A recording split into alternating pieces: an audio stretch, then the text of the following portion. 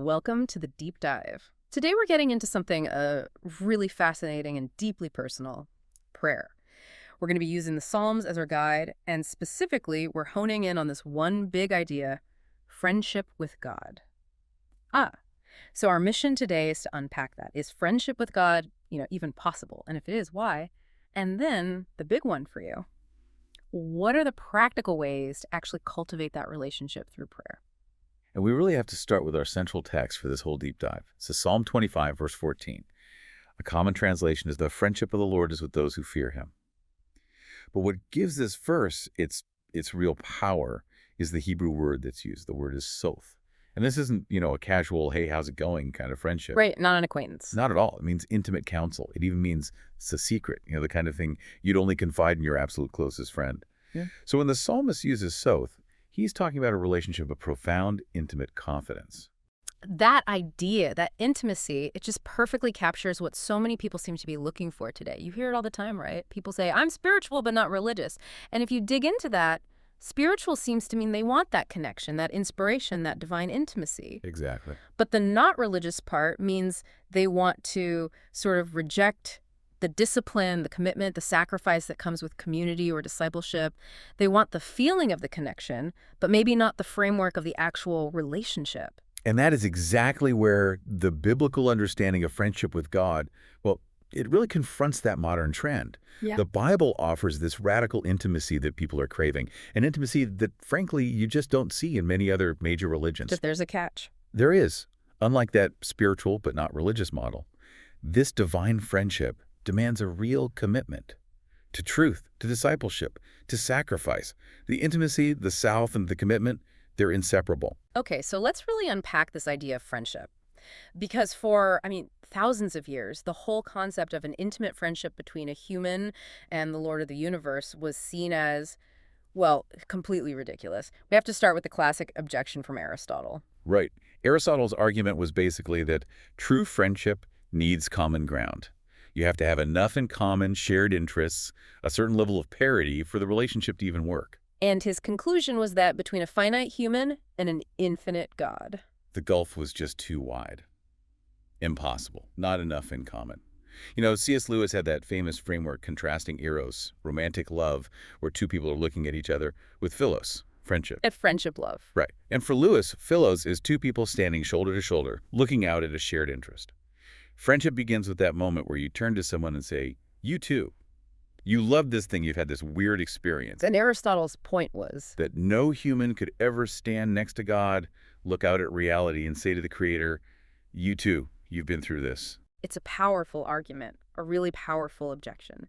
But the sources we're looking at show the Bible presenting a completely different story, a counter-narrative where God himself initiates the very thing Aristotle said couldn't happen. You have Exodus 33. It says God spoke to Moses as a man talks with a friend. Face to face. Exactly. And then in the New Testament, James 2 just straight up calls Abraham a friend of God. So the Bible is clear that it is possible, which brings us to the real question. Why was Aristotle wrong? What's the theological foundation that makes this possible? Well, what's so fascinating is that pretty much every major part of biblical theology exists, in some way, to show why this friendship is possible. It's not some accident. It's woven into the very DNA of God. So where do we start? You have to start with the doctrine of God, the Trinity, Father, Son, and Holy Spirit. Three persons in this eternal, perfect, loving relationship. You could say that God, in his very nature, is a relationship. So he doesn't just have relationships, he is relationship. That's it. Augustine pointed this out. If God were, just a single person, power would be his primary attribute. He'd have to create beings just to have someone to relate to. But because God is a triune community, a perfect friendship, love, and relationship are primary to his very being. Okay, so that leads right into the doctrine of creation then. It has to. Yeah. We are made in the image of this relational triune God. It means that relationship, communication, intimacy, they aren't optional extras for us. They're fundamental to who we are. It's why at the end of their lives, people don't think about money or power. Never. It's always about connection. Their kids, their spouse, their friends. That instinct is just the image of our relational creator shining through. But the thing that really finally closes that gap that Aristotle was so worried about, That has to be the history of redemption, the Incarnation, and the atonement. This is the gigantic cosmic act of friendship. This is the linchpin. Let's talk about the Incarnation first.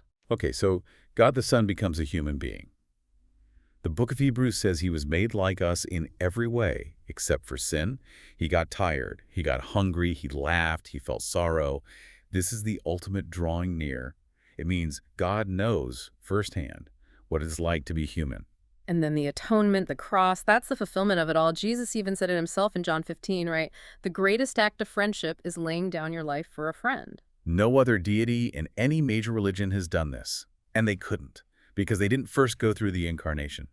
God the Son became like us not just in life, but in death, in darkness, even in feeling abandoned when he cried out, "My God, why have you forsaken me?" He experienced that ultimate isolation. He did. And this is the moment that completely flips Aristotle's argument on its head. Because of the Incarnation, we could look at Jesus Christ and say, you too. He walked our path. He understands our suffering. Friendship with God is possible because God first came this enormous distance to become our friend. That context is just so powerful, and it moves us from the theological why to the practical how. So if this friendship is real, how do we actually nurture it? The sources lay out 5 necessary elements, 5 pillars for cultivating this relationship. Let's start with the first one, which might be a little surprising in the context of friendship. Obedience. John 15 is so direct. If you do what I command you, you are my friends. It seems counterintuitive, but it's non-negotiable for 2 reasons.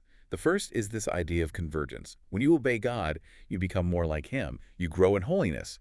And friends, over time, they rub off on each other. We just have to converge. Exactly. Jesus made this immense journey, the Incarnation, to become like us. Obedience is our journey, our movement, to become more like him. And the second reason? Respect. I mean, you have to let a friend be themselves. If we want to be friends with the Lord of the universe, we have to respect him for who he is, not just who we want him to be. And the only real way to do that, to treat him as Lord and not just another buddy, is to obey his commands. That makes perfect sense. I'm reminded of that story Elizabeth Elliot told about her little brother, Tommy. Oh, it's a great one. He was supposed to be cleaning up his toys, but he didn't. His mom walks in, sees the mess, and he rushes over to the piano and starts banging out hymns, shouting, "Mom, I'm singing praises to Jesus." And her response was just perfect. There's no use singing praises to Jesus when you're being disobedient. The discipline makes the intimacy possible. Precisely. Which leads right into the second pillar. Belief in justification by faith alone. Now that sounds like a really dry theological term. Yeah, a bit of a mouthful. How does that connect to friendship? It's the absolute hinge on which your entire prayer life turns. If you don't have a deep, lived-in grasp of the fact that salvation is a gift, not something you earn, your relationship with God immediately defaults to a mercenary contract. A mercenary contract. God becomes your boss, not your friend. It's transactional. I do X good deeds, and you, God, have to pay me with Y benefits, like answered prayers or blessings. And the danger there is? The moment God doesn't deliver the benefit you think you've earned, when tragedy strikes or a prayer isn't answered your way, you're ready to walk. You feel cheated because the relationship was a transaction, not friendship. That sheds so much light on Psalm 1, where it says, "The godly person delights in the law of God." How can you delight in something you're constantly failing to keep? You can't. Yeah. Not on your own. If you really meditate on the law, you see how impossible it is to keep perfectly. It should lead you to despair. Unless you understand that Jesus fulfilled it for you and gave you his perfect record as a gift. And once you accept that gift, The law is transformed. It stops being a list of impossible demands and it becomes, well, a loving roadmap. It shows you this is what my friend loves and this is what he hates. The delight comes from grace, not from your own effort. that's a huge shift from performing to relating. Okay, pillar number 3, dynamic two-way communication. Right. Friendship is a two-way street. It requires hearing, not just talking. And for us, prayer is the talking, but the Bible is the hearing. And there's a major pitfall here, isn't there? Relying just on our feelings. A huge pitfall. We have to be so careful about relying only on strong internal impressions. The sources bring up the story of the great preacher George Whitefield. He once publicly declared that God had told him his infant son would become a great preacher. But the son died. He died in infancy. It was tragic. And Whitefield later admitted he had mistaken his own intense fatherly pride for a divine message. Our feelings are just too unreliable. If you want genuine two-way communication, you have to ground it in the external word. Because God's word is different from our words. It's alive and active, as Hebrews says. Think about Genesis 1. God speaks and reality comes into being. His word is his power. So when you study the Bible, you are engaging with the specific, potent speech of God. Which is why Psalm 1, the one about meditating on the Bible, is placed right at the beginning of the Psalter. It's the gateway. It's the gateway to the whole prayer book. Meaningful prayer, talking to your friend, has to be grounded in what you hear from your friend. Eugene Peterson said it so well. What is essential in prayer is not that we learn to express ourselves, but that we learn to answer God. We speak to the God who speaks to us first. Okay, let's move to the fourth element, a real experience of his presence. The Psalms call this seeking his face. And that's such a great phrase. Think about our digital age. You can text someone 1,000 times, but the first time you meet them in person, you say, "It's so great to finally meet you." Right. Face-to-face is different. It's more real. Infinitely more real. And the Psalms use this intense sensory language for that contact.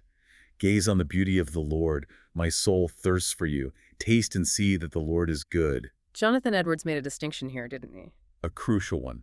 He said, it's one thing to know in your mind that God is holy. That's an abstract idea. But it's a totally different thing to sense his holiness on your heart in prayer.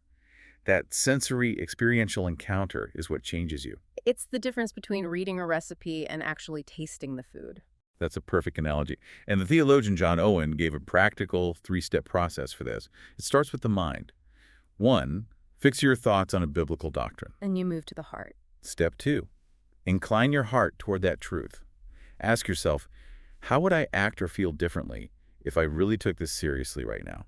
And this is the hard work that I think a lot of modern prayer skips over. We want the feeling without the focus. I think so. Because Owen says only after those first 2 steps does step 3 sometimes come, the relish and a savor. That moment where you actually taste God's grace and it fills you with joy unspeakable, that's the soth, the intimate counsel being shared. And that brings us to the fifth and final pillar. We have to meditate on Jesus' death as an act of friendship. This feels like we're coming full circle. We are.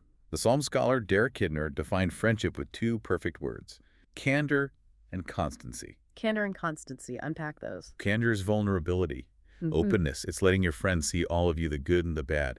Constancy is commitment. It's sticking with you no matter what, never letting you down. And Jesus on the cross is the ultimate display of both. The ultimate for candor.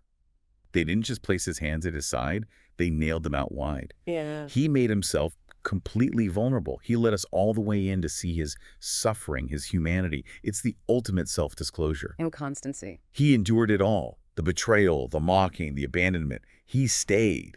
Not my will, but thine be done. He was constant through the greatest darkness imaginable.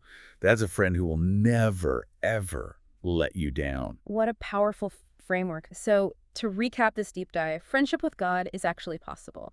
It's possible because of the relational nature of the Trinity and because of the Incarnation, which creates that common ground, that you two moment, and then that friendship is cultivated through these intentional practices.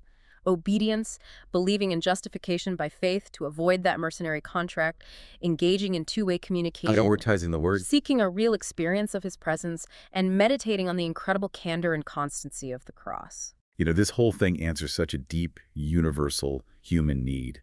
The need for the ultimate friend. You even see it in stories like The Bride of Frankenstein. The monster is rejected by everyone, but he's briefly humanized by the friendship of a blind man. And when he loses that, When he loses that one friend, he's left just groaning, friend, friend, friend, searching for the one person whose love could overturn all the other verdicts against him. We are all, in a way, searching for that ultimate friend. So since the Psalms are designed not just to tell you what to pray, but to teach you how to pray and foster this friendship, here's your mission for the week. What one small act of obedience or what small commitment to studying the Word will you use this week to intentionally practice the deep, intimate friendship you now know is possible?